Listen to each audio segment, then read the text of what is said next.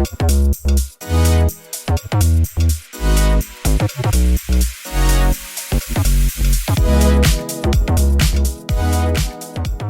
back to Prescribed Vibes, where we dive deep into mental health topics that help you understand your mind and emotions on a deeper level.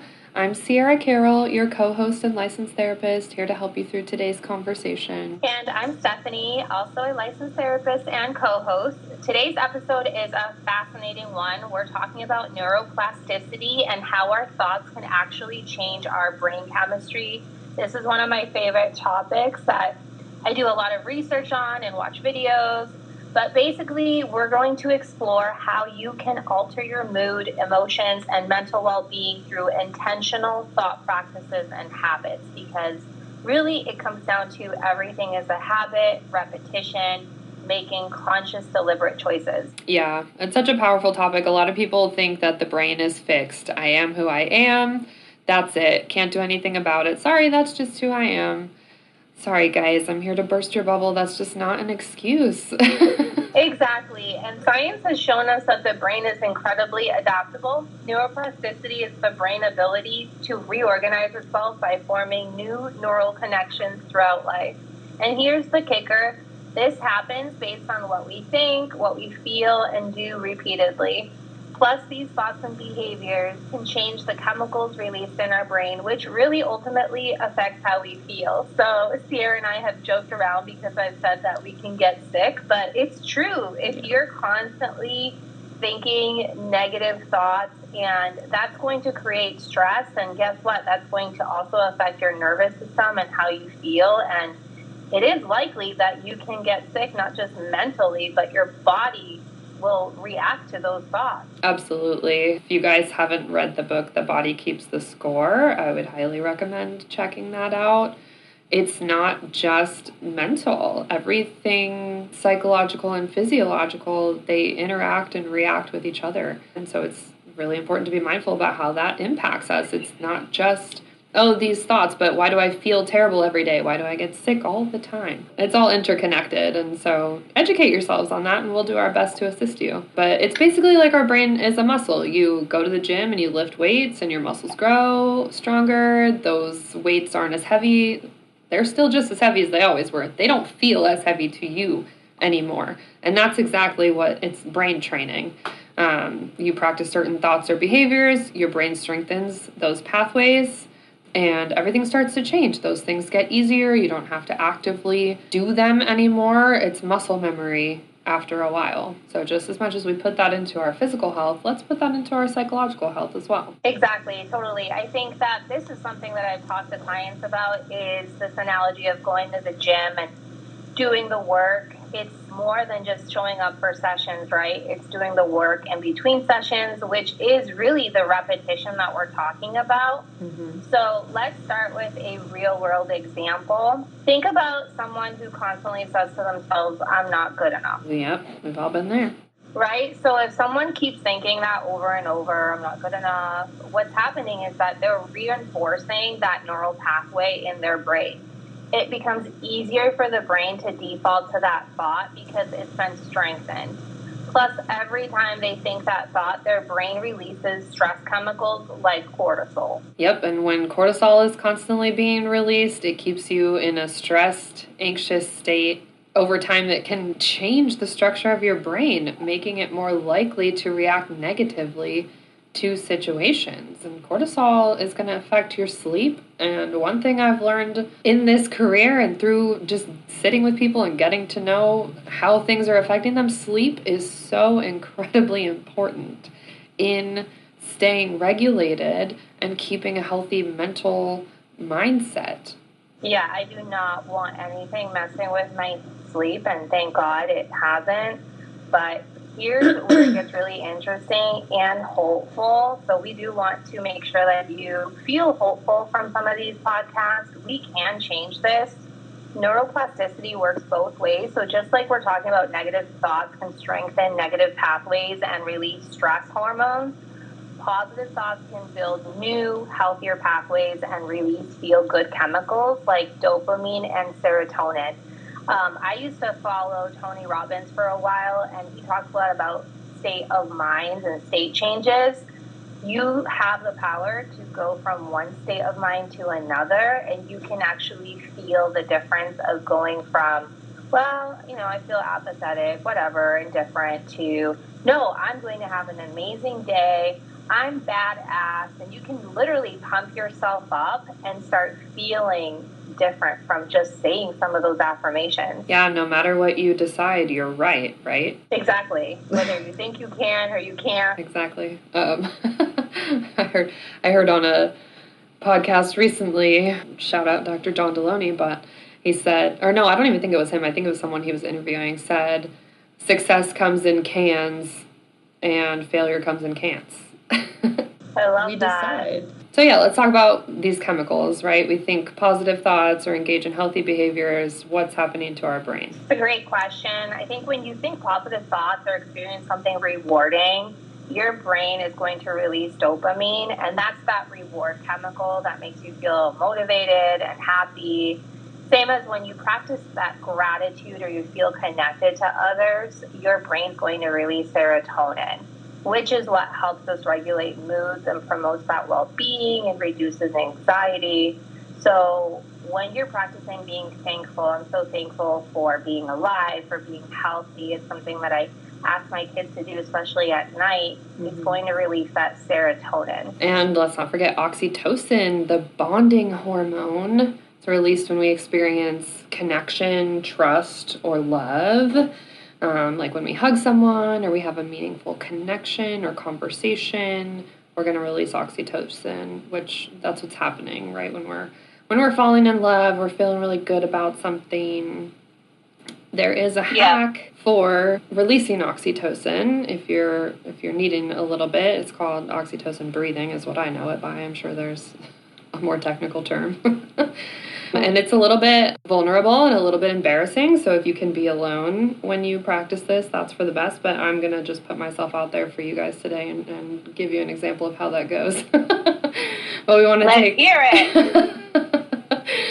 The trick to it is, the hack is, right, when we want to inhale nice and big. I like to imagine a balloon in my tummy inflating and getting that real deep breath. And then on your exhale, you want to make a groaning sound, a kind of guttural sound on your exhale. It's going to send vibrations down your spinal cord, and when it hits the bottom, it's going to trigger that oxytocin to release, and you're going to feel a little bit better. And it was funny because when I learned about this, I was like, oh my gosh, I do that naturally when I'm sick. And I never realized it had a function. It was making me feel better through releasing that oxytocin. As you don't feel good, and you're like, I don't feel good. I never realized there was a point to that. But yeah, so we want to be obnoxious on that exhale to let those vibrations get their way down our spinal cord and release that oxytocin for ourselves. So practice that when you're not feeling. That's so funny. I think I do that as well, and it sounds different though, and I get made fun of. My significant other's like, "Oh, here it is." I'm like groaning. I don't know what I'm doing. I'm just making some weird, silly sounds, but it feels better. So whatever it takes. Yeah. You may be asking yourself, okay, I want to feel better. How do I do it? And really, a lot of this, I want you to keep the key word is being intentional. We need to be intentional with shifting our thoughts and behaviors in order for this to work. So really believe that this is going to work. And that's what's going to take to encourage the release of these positive chemicals. So more specifically, how do we do that? Can we give you some examples? So Sierra, any techniques that you can provide? Yeah, for being intentional with those practices, here's the thing, is being present is going to be important. We can't go through the highlight reel later and be like, oh, I shoulda, coulda, woulda done this, that, and the other thing in the moment. We've got to be in the here and the now to catch those things and make those changes. So that's where I would say you need to start, is awareness and being present. I need to be actively involved in my thoughts, my feelings, what's coming up for me in the moment to even begin to consider taking the wheel with them. Yeah, I like that, being present. And I'd like to add to that is I'm sure you hear gratitude practice. It's not just another trend or another word that is a fad. It really does help when you intentionally focus on the things that you're grateful for. What you're doing is you're training your brain to see the positive, and that's going to release the dopamine and serotonin we talked about. So even if it's something like, I'm so grateful I have this time to drink my coffee. I'm so thankful that my mom would tell me, how many people are disabled or have loss of hearing or don't have, certain body parts. And just like, I'm so grateful that I'm able to move and get to places, and I have a car, I have food, just the smallest things. I'm so grateful for that. Mm-hmm. And I actually watched this other lady, I don't know her name, I wish I could give her a shout out, but she would talk about saying, I get to, instead of I have to go to work, I get to have a job, I get to help people, I get to earn money, I get to feed my family, or I get to watch my kids, and it just changes everything. Yeah, it's taking the same exact piece of information and putting a spin on it. Sitting in traffic, being frustrated, we're sitting in traffic on our way to work, this commute, right? And instead of focusing on all of that, remembering like I get to sit in traffic because I get to have a job that I go to that pays my bills, and I'm grateful for that. There's people who don't have jobs who are struggling, and at least I get to sit in this traffic and go to my job. Right. And you can say it out loud. The act of verbalizing it just is going to reinforce it in your brain. If you want to journal it, if you want to say it in prayer, however you do it, just do it and see how you feel. Try it out. Give it a try and see how you can feel those feel-good chemicals. I think empathy, too, to really help the gratitude stick is good. Like putting yourself in that position where you're sitting at home with no job wishing you had one. Letting that expand your gratitude for the fact that you're sitting in traffic on the way to the job you do have right now. Right. Yeah, that's so true. Another really good tool is affirmations. And I know 90% of y'all just rolled your eyes because don't tell me about these affirmations, right? But affirmations are the things that we are telling ourselves. And affirmations, I tell clients all the time, it does not have to be blowing smoke up your own hiney. And just coming up with something that completely doesn't resonate with you or sounds super far-fetched or isn't, that's not going to be helpful. Meet yourself where you're at. If it has to be an almost neutral affirmation, fine. Make it believable, but make it functional. An affirmation can be, I'm safe, I'm loved, I'm okay in this moment, or I can do hard things, or it doesn't have to be, I'm the most amazing person on the planet and nobody could ever be as good as me. Like that's a lot. Make it something that you believe and be consistent with it, right? Something you believe and connect with and you consistently refer to. Consistency is key. Coming back to these things, reiterating them to yourselves, whether it's adjusting those negative thoughts, implementing an affirmation, what have you. We have to be consistent. We can't be like, well, I told myself that 3 times in the last 12 weeks and it's clearly not helping. Okay. Nope. If you take your blood pressure medicine that often, is it going to help your blood pressure? Absolutely not. Yeah. So, okay. You can't just take your medication once every other day, right? Exactly. It doesn't work like that. I think, too, so I love that you said consistency, repetition, making sure that the affirmations are feeling true to you and realistic, and you can get so creative. I love music therapy. It's like I blast on my favorite song, and I just, pump myself up with very specific affirmations.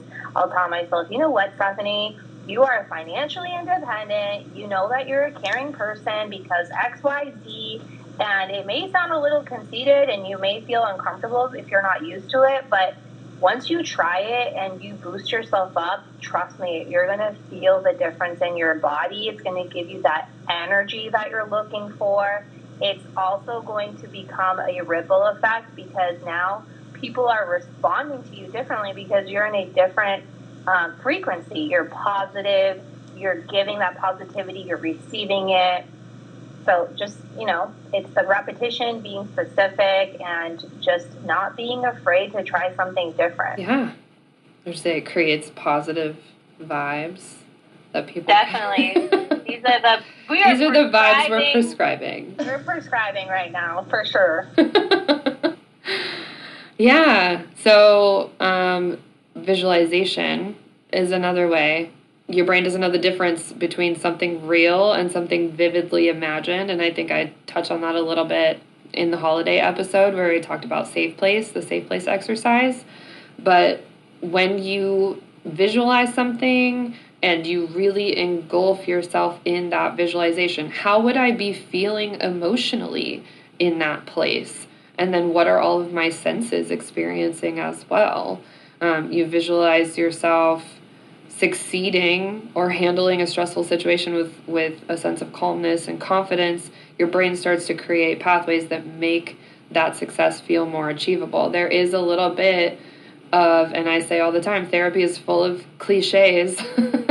There's a little bit of fake it till you make it there. Like, tell yourself that and it will start to align. Yep. Fake it until you make it. Fake it until you become it. Mm-hmm. Speaking of visualizations, I know that athletes use this all the time. They visualize themselves performing well before they actually do, and it primes their brain to help them succeed. And you can do the same thing. Visualize yourself going to the gym. Visualize yourself doing the things that you don't think you're capable of doing, and do it over and over and see how it feels. I keep going back to see how it feels, because do that temp check. How does my body feel when I'm visualizing myself doing these things? And it can be a little bit of trial and error, so try not to get too discouraged if I've done this thing for a little bit and it doesn't really seem to be resonating with me, it's not really working. Give it a good amount of time. But if we've done our due diligence and it's just not working, trial and error. Okay, that thing's not for me. Let me try this other thing. But yeah, I mean, it works in everyday life too. If you visualize yourself in a positive way, whether it's staying calm during a tough conversation or feeling confident at work, your brain starts to align with that. So right on the opposite end, a lot of us are anticipating, I'm going to go into this social event and totally make a clown of myself and everyone's gonna and then we go and we're awkward and we're uncomfortable and it's just throwing off our vibes. So be mindful. Protect the vibes, guys. Protect the vibes at all costs. Protect those vibes. And speaking of vibes, I know you can't see us, but just me talking about this stuff, I'm already feeling just excited. Yeah, you get hyped. It just reaffirmed. Yeah. I don't know if you guys can hear it in my voice, but I'm excited. I'm pumped up. I'm like, heck yeah. Meditation, affirmations, gratitude, all the words that make me realize that, you know what, I can create my own energy whenever the heck I want to. Mm-hmm. And speaking of that, that's the other technique that you can try is the mindfulness and meditation. Those practices are going to help lower your brainwave frequencies from a high beta state, which is associated with anxiety and stress, to lower frequencies like alpha and theta, which promotes that calmness, the creativity, and healing. So those are just, words. You don't need to keep them in mind, but I do want you to think about being in the present moment, taking time to breathe, to meditate, to disconnect. That's really what the focus is. Yeah. Here's a practical mindfulness exercise for you guys to try. Close your eyes, take a deep breath in, and as you exhale, say to yourself, I am safe. Personally, I am safe, I am loved, I am okay. Those three things are generally going to be true, and they're going to help me feel a little more calm and secure in whatever's going on. Repeating it a few times, focusing on your breath, it's going to help calm your nervous system and reduce those cortisol levels, and that's really what we're trying to accomplish. Now, you talk about safety. I'm going to take us to the other side of it, because safety can feel calm, relaxing. Let's not forget about movement.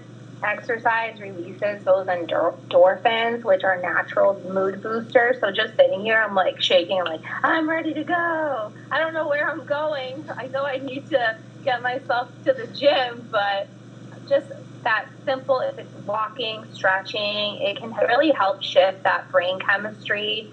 And if it's just taking your arms, bringing them up and stretching, just whatever gets that blood flowing. The movement doesn't have to be intense to be effective.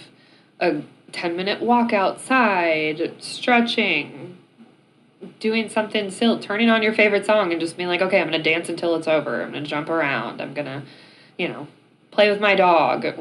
Whatever it is, do something. Start somewhere. I think we put a lot of pressure on ourselves for things to look a certain way, and it's all or nothing. That is one of the biggest barriers to your success right now. Open up your mind, take away the box that we're keeping ourselves in, and just, okay, where do I start? What does make sense? What does feel practical for me right now? And work your way up. It's a marathon, not a sprint. I get so caught up in what you said, and if it doesn't look this way, if I'm not going to the gym, then I'm really not able to exercise, and that's so silly. Sometimes I'm just like, I'm just going to walk around my neighborhood and see where it takes me, and then all of a sudden I'm like, I think I can jog now, because I get so resistant and get caught up in my negative thoughts, like, I don't want to. Mm-hmm. I don't want to do this. And then, like you said, you can just build your way up to it, and then ask yourself, can I push myself a little bit more? Mm-hmm.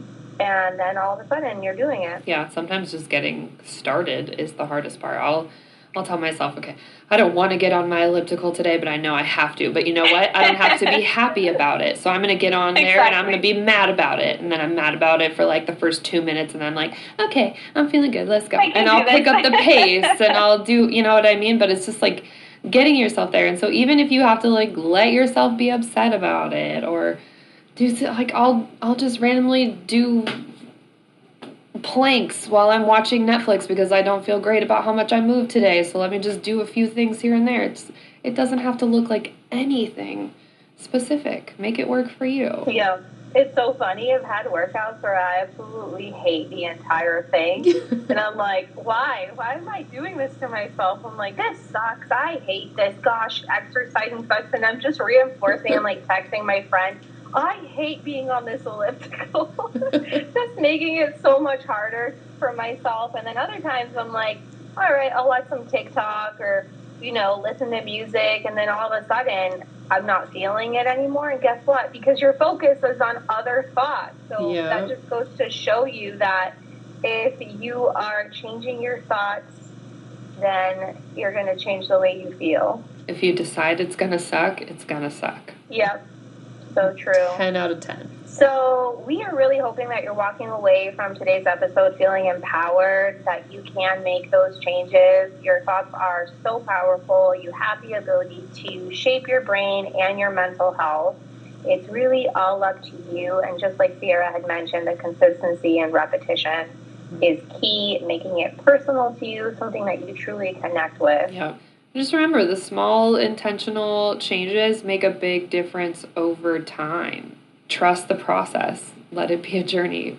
Practicing gratitude, using affirmations, visualizing success, engaging in mindfulness, incorporating movement. Those are all practical ways to alter your brain chemistry that are accessible to you. You can do those things. And here's what I want to add that we have not touched on yet today that I think is an integral part of being successful in this. There are going to be days or instances where you don't do it. You're human. You're going to forget. You're going to mess up. You're going to throw it out the window because this is all stupid right now, and that's okay. But let that pass and get back on track.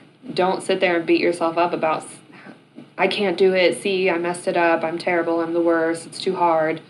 Like, oops, I forgot to do that right there. Let me remember to do it next time. And just keep moving. Right. Don't be surprised if your brain goes back to, this sucks. This isn't working. Expect that to happen. Be compassionate with yourself and give yourself grace and allow your brain to, give it time. Your brain is going to go back to the way it was thinking. That is normal.